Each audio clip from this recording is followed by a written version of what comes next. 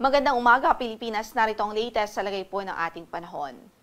Magiging maulan pa rin sa malaking bahagi ng bansa dahil sa trafo extension ng bagyo na nasa labas ng ating area of responsibility. Ito po yung tropical depression na dating si Bagyong Jacinto na kahapon ay lumabas din ho ng ating area of responsibility. Gayunpaman, kahit nasa labas na po ito, yung kanyang trough o yung buntot ay nagdudulot pa rin ng pagulan sa ilang bahagi ng northern at central Luzon.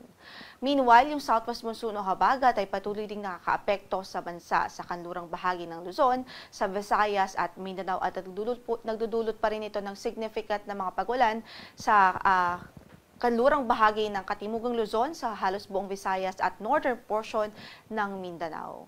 Itong tropical depression po pala, for our information, ang kanyang location as of 3 a.m. analysis ay nasa 650 kilometers kanluran ng Iba, Zambales. Taglay ang lakas ng hangin umaabot sa 55 kilometers per hour near the center at gustiness po na 70 kilometers per hour. Ang kanyang pagkilos ay pakanluran. Medyo mabagal lamang po ito, 15 kilometers per hour. Pero sa nakikita po nating outlook ay papalayo naman na po ito ng ating area of responsibility. Tuluyang papalayo pa ng ating PAR at sa kasalukuyan ang kanyang mga epekto, yung trough niya ay nagdudulot ng mga pag-ulan, pero in terms of hangin ay wala po itong any effect sa anumang bahagi ng ating landmass. Gayunpaman, patuloy po tayong magantabay sa magiging update ng Pag-asa ukol dito sa weather disturbance as long as nasa loob po siya ng ating tropical cyclone information domain. Samantala, in effect pa rin ang weather advisory natin sa ilang lalawigan tulad dito sa Palawan at Occidental Mindoro, kung saan ay inaasahan po natin ng 50 to 100 millimeters of rainfall within today po yan. So possible pa rin yung mga localized flooding dahil sa mga pag-ulan na dulot ng habagat o southwest monsoon. By tomorrow ay pwede pa rin makaranas ng 50 to 100 millimeters of rains ang Palawan Province, dulot pa rin ho ng habagat. Kaya ingat pa rin ang ating abiso sa ating mga kababayan. Hindi pa rin ho pwede maging kampante dahil yung mga pagulan na ito ay nagdudulot pa rin ng mga banta ng pagbaha. Kahit na yung mga pagguho ng lupa o landslide sa mga mountainous areas. Samantala, para sa pagtaya ng ating panahon sa araw na ito, asahan pa rin natin ng maulap na papawirin at matas na tsansa ng mga pagulan sa Ilocos Region, sa Cordillera Administrative Region, maging dito po sa Nueva Vizcaya, Quirino at buong Central Luzon dahil nga po sa trough o buntot ng tropical depression na nasa labas ng ating area of responsibility. At samantala, dito naman sa Occidental Mindoro, maging dito sa Palawan Province, asahan din natin ang maulap na mapapawirin at halos tuloy-tuloy pa rin ang mga pag-ulan dahil sa habagat naman.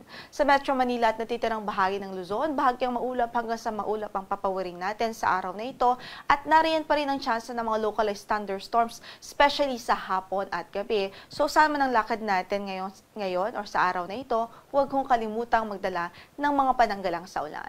Para sa ating temperatura sa Metro Manila, mula 25 hanggang sa 32 degrees Celsius, gayon din sa Tuguegarao City, 25 to 31 degrees Celsius naman, sa Laoag City, 17 to 23 degrees Celsius naman sa Baguio, habang 23 to 31 degrees Celsius sa Tagaytay at 24 to 32 degrees Celsius naman sa Legazpi City.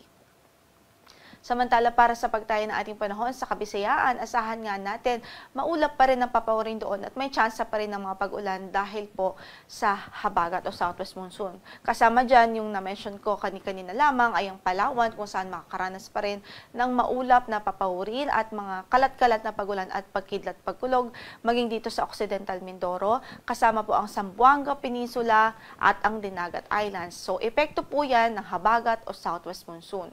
The rest of Mindanao, generally ay bahagyang maulap hanggang sa maulap ang papawirin at may tsansa pa rin ng mga localized thunderstorms dahil po sa southwest monsoon.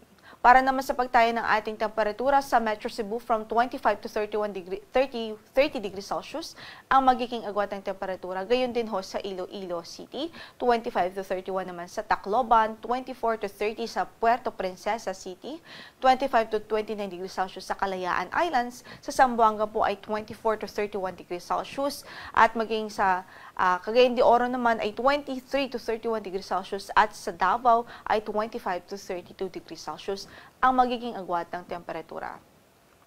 Wala rin po tayong gale warning ngayon sa anumang bahagi ng ating mga baybaying dagat, pero ingat pa rin sa ating mga mandaragat, especially po dito sa Northern Luzon kung saan ay inaasahan natin ng moderate o katamtaman na pag-alo ng kondisyon ng karagatan. Samantala, ang sunrise natin for today is 5:44 in the morning at lulubog ang araw mamaya sa ganap na 6:10 ng hapon. Ito po si Lori de la Cruz Galicia. Magandang araw po.